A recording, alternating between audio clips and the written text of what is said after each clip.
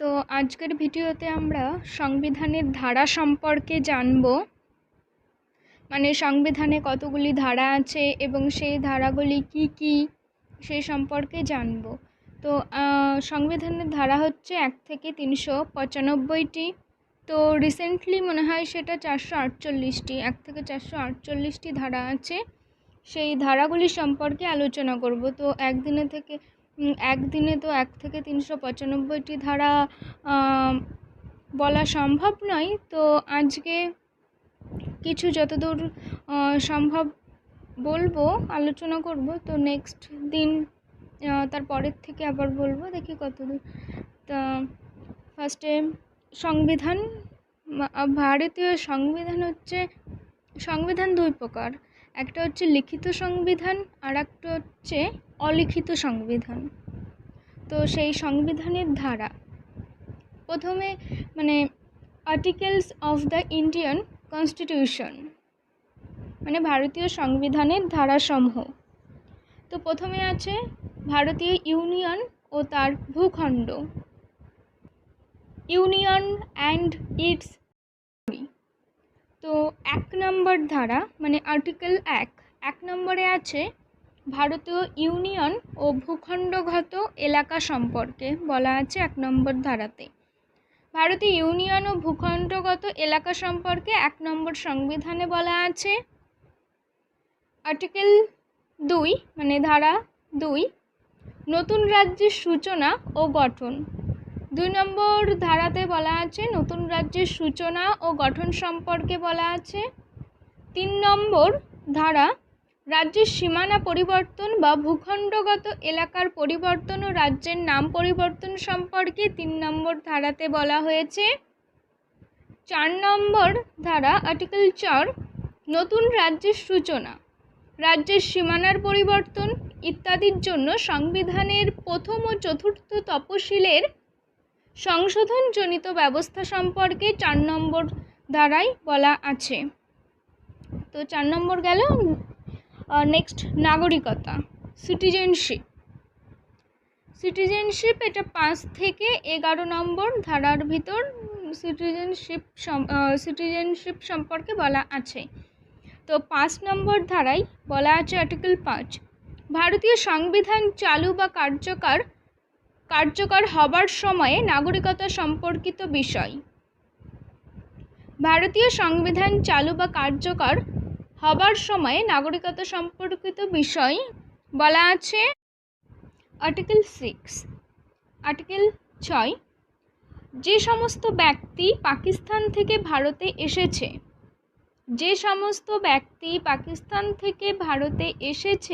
সেই সমস্ত ব্যক্তিদের নাগরিকত্ব অধিকার, রাইটস অফ সিটিজেনশিপ প্রদান। যে সমস্ত ব্যক্তি পাকিস্তান থেকে ভারতে এসেছে সেই সমস্ত ব্যক্তিদের নাগরিকত্ব অধিকার, রাইটস অফ সিটিজেনশিপ প্রদান, এটা 6 নম্বর ধারাতে বলা আছে। 7 নম্বর ধারা 7 নম্বর আর্টিকেল, যে সমস্ত ভারতীয় পাকিস্তানে বসবাস করছে তাদের নাগরিকতাজনিত অধিকার প্রদান। যে সমস্ত ভারতীয় পাকিস্তানে বসবাস করছে তাদের নাগরিকতাজনিত অধিকার প্রদান।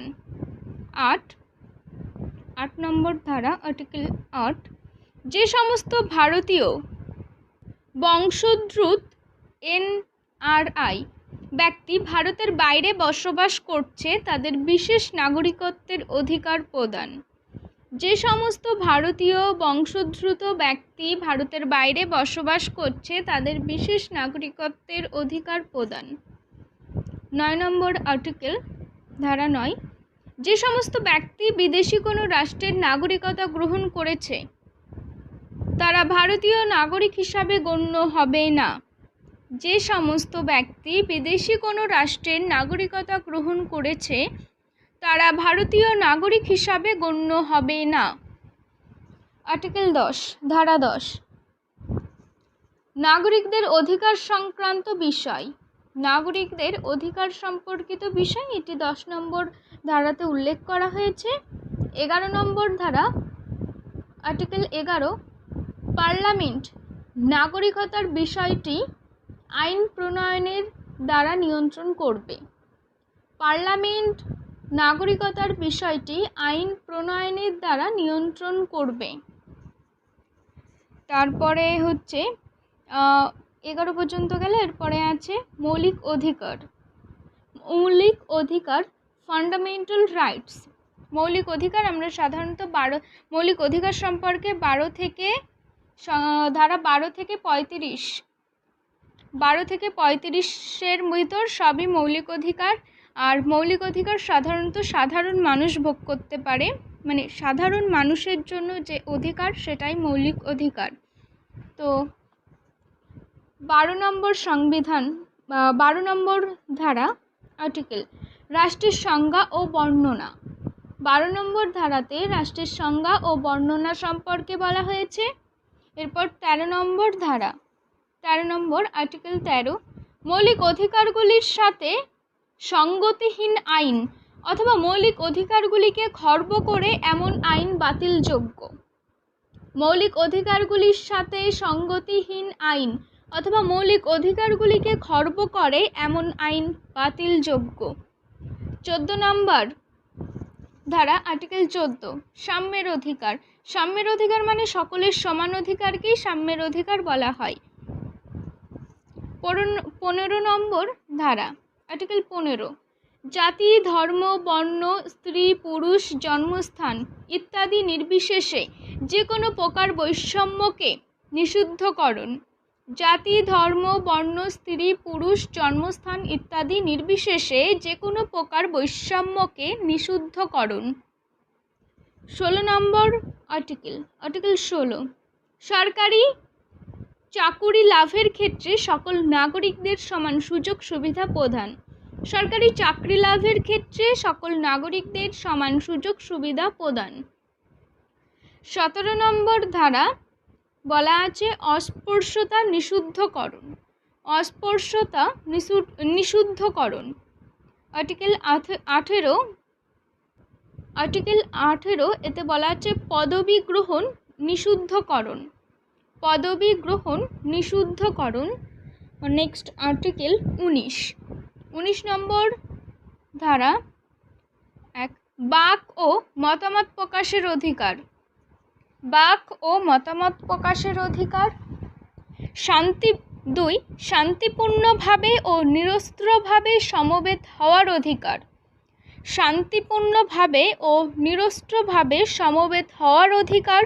3 সমিতি বা সংঘ গঠনের অধিকার। সমিতি বা সংঘ গঠনের অধিকার।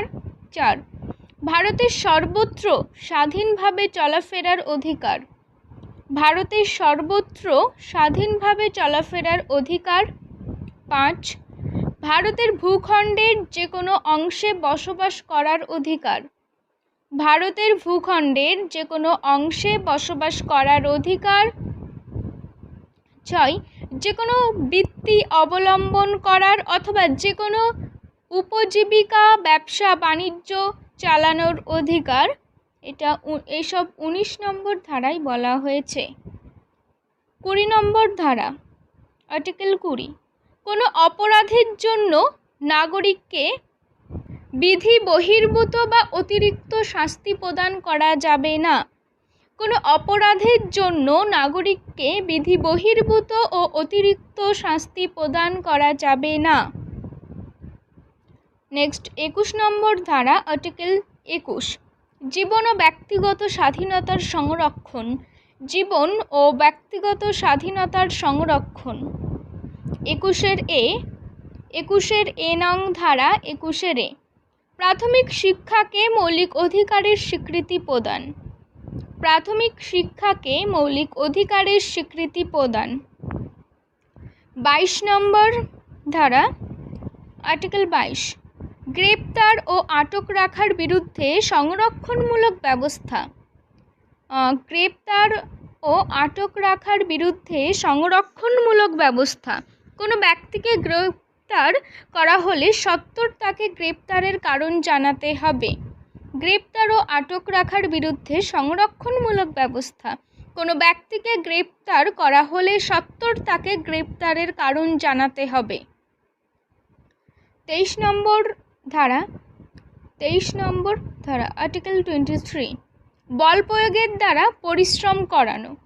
বল প্রয়োগের দ্বারা পরিশ্রম করানো, বেগার খাটানো, নিষিদ্ধকরণ। বল প্রয়োগের দ্বারা পরিশ্রম করানো বা বেগার খাটানো নিষিদ্ধকরণ, এটা সংবিধানের 23 নং ধারায় বলা আছে।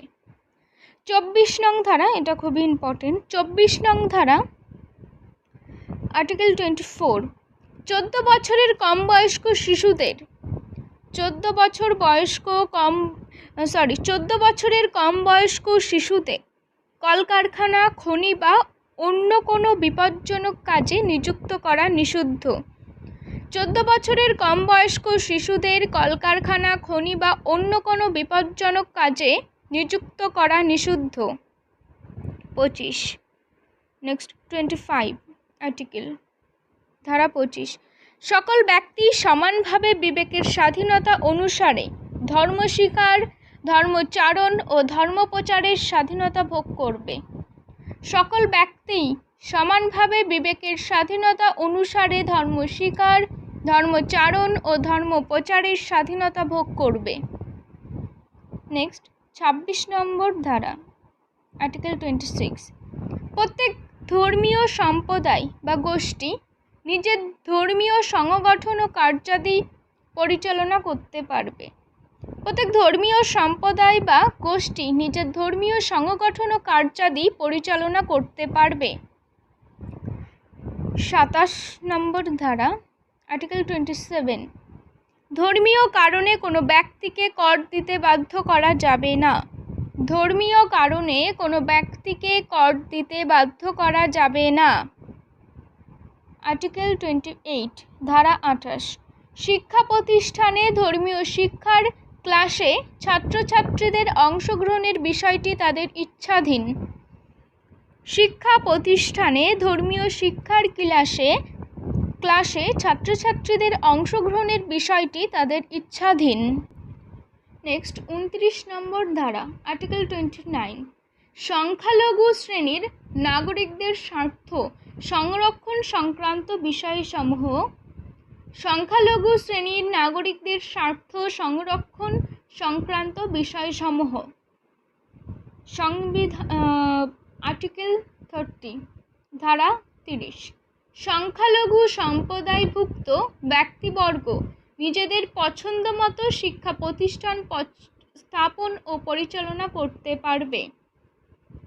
সংখ্যালঘু সম্প্রদায়ভুক্ত ব্যক্তিবর্গ নিজেদের পছন্দমতো শিক্ষা প্রতিষ্ঠান স্থাপন বা পরিচালনা করতে পারবে। আর নেক্সট আর্টিকেল 31 এখানে 31 নম্বর ধারাটি বাতিল করা হয়েছে। 31 নম্বর ধারাটিতে ছিল সম্পত্তির অধিকার। 31 নম্বর ধারাটিতে সম্পত্তির অধিকার ছিল, রাইটস অফ প্রপার্টি ছিল। এটাকে বাদ দেওয়া হয়েছে মৌলিক অধিকারের থেকে, বাদ দেওয়া হয়েছে 1978 খ্রিস্টাব্দে 44তম সংবিধান সংশোধনের মাধ্যমে। বর্তমানে সম্পত্তির অধিকারকে বাদ দেওয়া হয়েছে। মৌলিক অধিকারের থেকে সম্পত্তির অধিকার বাদ দেওয়া হয়েছে 1978 খ্রিস্টাব্দে 44তম সংবিধান সংশোধনের মাধ্যমে। 32 নম্বর নেক্সট 32 নম্বর ধারা মৌলিক অধিকারগুলিকে বলবৎ করার জন্য 5টি লেখ বা আদেশ জারি সংক্রান্ত বিষয়াদি। মৌলিক অধিকারগুলিকে বলবৎ করার জন্য 5টি লেখ বা আদেশ জারি সংক্রান্ত বিষয়াদি। 33 নম্বর ধারা সশস্ত্র বাহিনীর মৌলিক অধিকারসমূহ পার্লামেন্ট আইন প্রণয়নের দ্বারা নিয়ন্ত্রণ করতে পারবে। সশস্ত্র বাহিনীর মৌলিক অধিকারসমূহ পার্লামেন্টের আইন প্রণয়নের দ্বারা নিয়ন্ত্রণ করতে পারবে। 34 নম্বর ধারা আর্টিকেল 34 কোনো অঞ্চলে সামরিক আইন বলবৎ থাকাকালীন সময়ে সংশ্লিষ্ট অঞ্চলে মৌলিক অধিকারের ওপর বিধিনিষেধ আরোপিত হতে পারে। কোনো অঞ্চলে সামরিক আইন বলবৎ থাকাকালীন সময়ে সংশ্লিষ্ট অঞ্চলে মৌলিক অধিকারের ওপর বাধা নিষেধ আরোপিত হতে পারে। 35 আর্টিকেল। 35 নম্বর ধারা, মৌলিক অধিকারগুলিকে রক্ষার্থে প্রয়োজনীয় আইন প্রণয়ন। মৌলিক অধিকারগুলির রক্ষার্থে প্রয়োজনীয় আইন প্রণয়ন।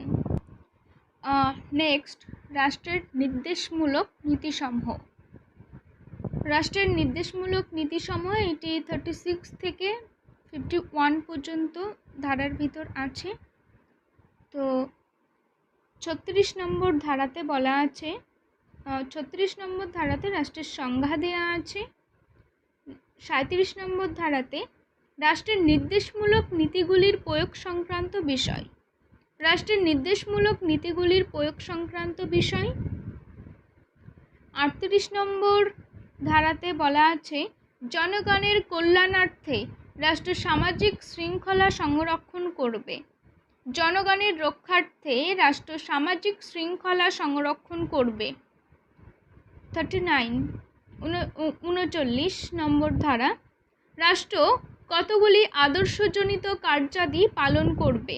রাষ্ট্র কতগুলি আদর্শজনিত কার্যাদি পালন করবে।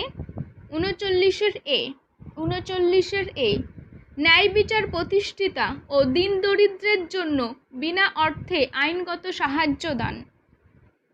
ন্যায় বিচার প্রতিষ্ঠিতা ও দীন দরিদ্রের জন্য বিনা অর্থে আইনগত সাহায্য দান।